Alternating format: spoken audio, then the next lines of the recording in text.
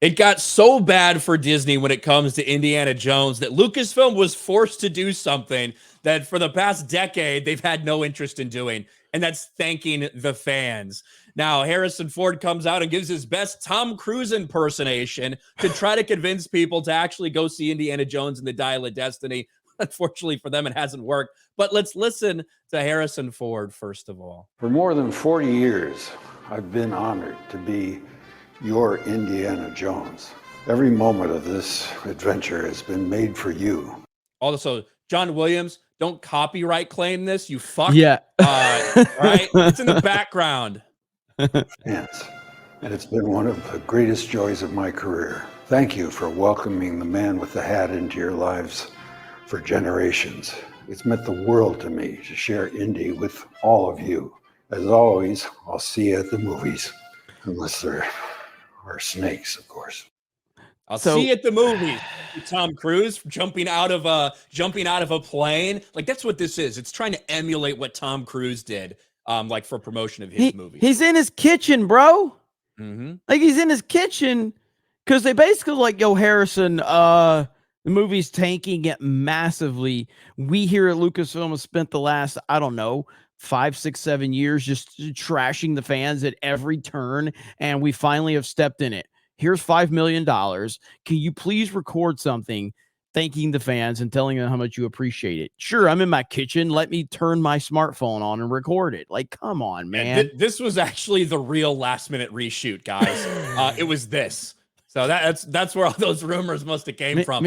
Meanwhile, Tom Cruise jumping out of fucking planes to thank the fans, you know? But yeah, do this from your kitchen real quick, Harrison. To be fair, Harrison probably would have crashed the plane. He probably would have. But unfortunately for them, it did not work. Indiana Jones and the Dial of Destiny delivers the worst second weekend box office of the franchise.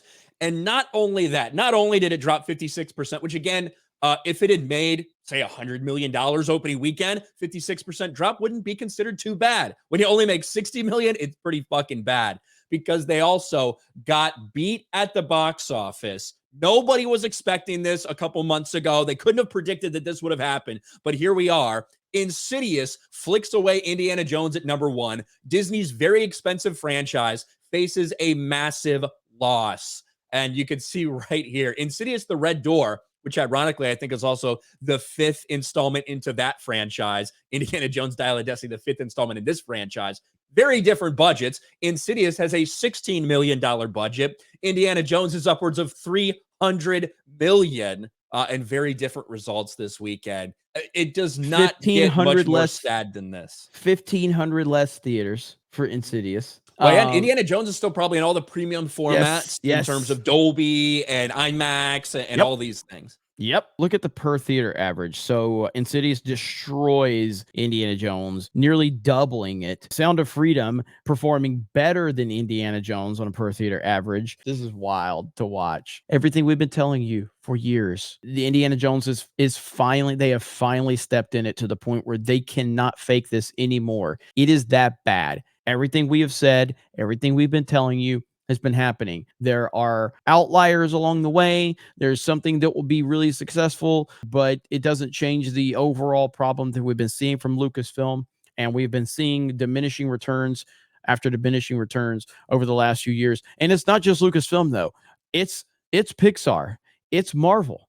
It's Disney. I mean, it's Lucasfilm. It's Disney as a whole. In fact, live action remakes. It's their theme parks. Everything. Yeah. And again, that is where it truly becomes a massive problem for them. When the theme parks are suffering, you realize that they are broken from the foundation now. The theme parks are the foundation of it, and they just saw their worst July the 4th numbers in 10 years, in a decade. And Disney adults are saying it's because it's too hot in Florida. Meanwhile, people are still at Universal. Go figure. People have never cared about the heat at Disney World, man. They've been going in mass for years. But weird, it was busy at Universal on 4th of July. I think they're located in the same place. Not sure how that works.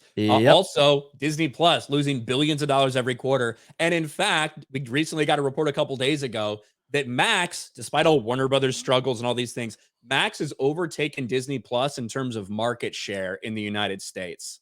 So Disney Plus continue to have problems streaming, theme parks, box office, virtually everywhere. And somehow Indiana Jones and the Dial of Destiny might end up being Disney's biggest flop of all time.